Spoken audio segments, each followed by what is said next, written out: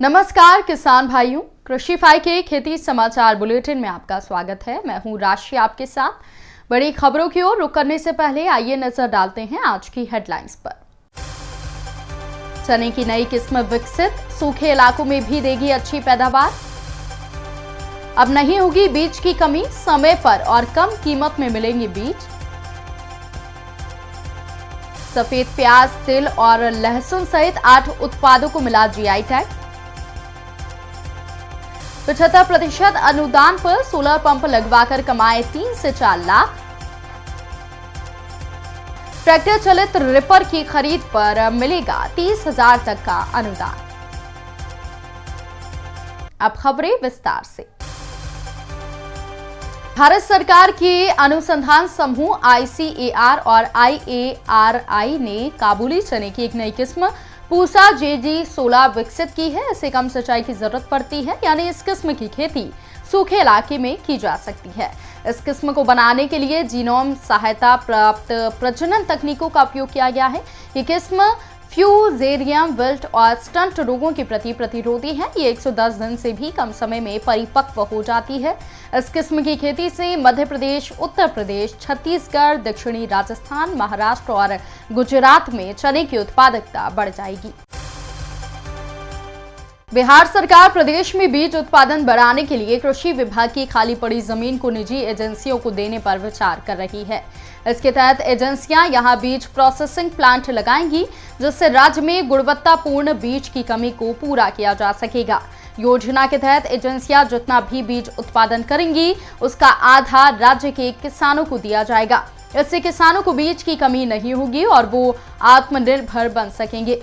इसके अलावा किसानों के घर तक बीज पहुंचाने की सुविधा दी जा रही है। बता दें कि बिहार में हर साल करीब 15 लाख क्विंटल बीज की जरूरत होती है, लेकिन यहां सिर्फ 4 क्विंटल बीज का उत्पादन ही हो पाता है।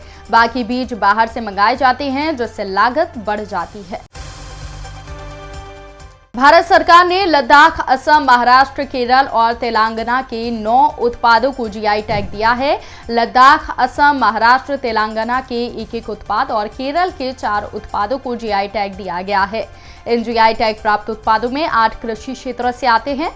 बता दें कि असम के असमिया गमोचा, लद्दाख की रक्तेसा कारपे खुबानी, महाराष्ट्र के अलीबाग जिले के सफेद प्याज, तेलंगाना के तंदूर रेड ग्राम और केरल के चना आदि को जीआई टैग दिया गया है।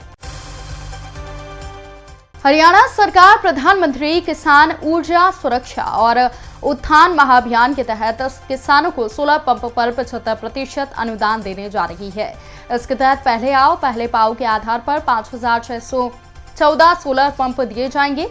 इच्छुक किसान वेबसाइट सरलहरियाणा.gov.in पर जाकर आवेदन कर सकते हैं और अधिक जानकारी के लिए जिले के अतिरिक्त आयुक्त कार्यालय में जाकर संपर्क कर सकते हैं। बता दें कि सोलर पंप से उत्पादित बिजली को सरकार 3 रुपये 7 पैसे के टैरिफ पर खरीदती है। इस तरह आप एक तरफ बिजली बिल शून्य कर सकते हैं और अतिरिक्त बिजली बेचकर सालाना 3 से 4 लाख रुपए कमा सकते हैं।